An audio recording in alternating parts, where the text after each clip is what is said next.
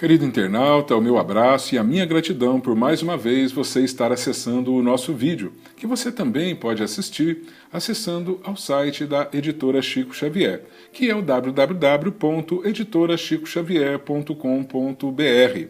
Hoje nós vamos tratar da questão número 68 de O Livro dos Espíritos, que está na sua parte primeira, das causas primárias, em seu capítulo 4, que trata do princípio vital. E a pergunta hoje é a seguinte, 68. Qual a causa da morte dos seres orgânicos? E os espíritos responderam, esgotamento dos órgãos. Kardec faz uma nova indagação.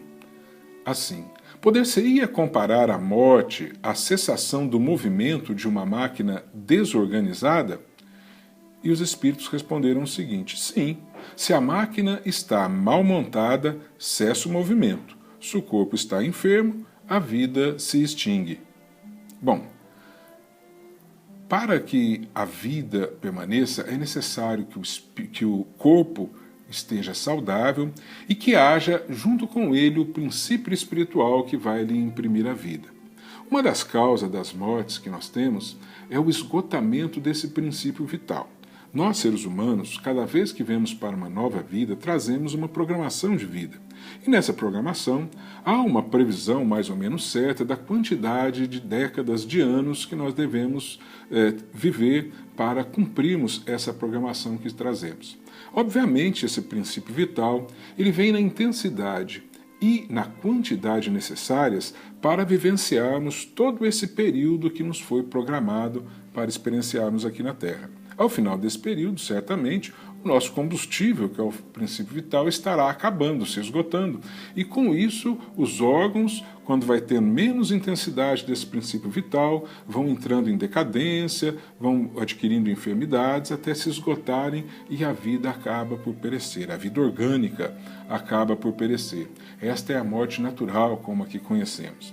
Mas nós sabemos, muitas circunstâncias que nos levam à morte prematura, porque diante de diversas circunstâncias da vida nós podemos promover um desgaste prematuro dos órgãos do corpo que nos foi emprestado para viver, dado aos excessos de toda ordem, excessos de ordem alimentar, de medicamentos, excessos na vida, que acabam nos levando a um esgotamento dos nossos órgãos muito mais rápida do que nós tínhamos programado anteriormente.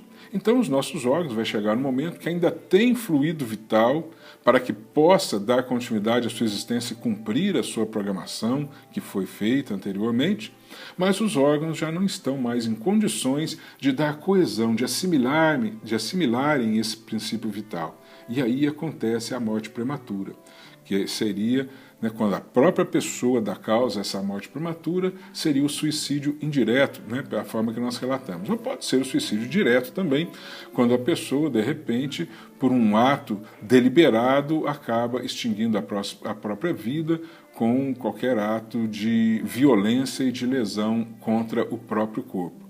E também temos possibilidade de participarmos de um acidente, questões assim, que acabam esgotando o órgão, que por não ter condições de assimilar mais o princípio vital, leva à morte, à cessação da vida prematura naquele corpo que estava programado para viver durante mais algum tempo.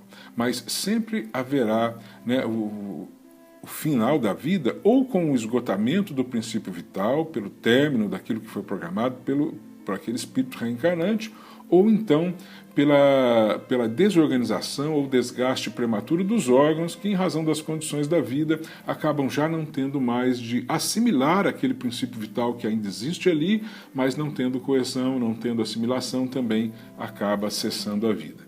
Sobre esta questão, Miramês diz o seguinte: a morte que muitos temem na Terra é uma renovação, é uma mudança de dimensão da alma, para que esta compreenda melhor as leis da vida. Muitos perguntam se a inteligência é o espírito, e nós repetiremos que ela é um atributo do espírito, um dom que acordou, como muitos outros, na forja divina da consciência. E é nesta linha de entendimento que notamos que nada morre, tudo vive na vida de Deus. E quando começamos a despertar para o Cristo, os caminhos que se abrem são infinitos, rumo à felicidade imortal, nos ensejando a alegria duradoura e a paz imperturbável do coração.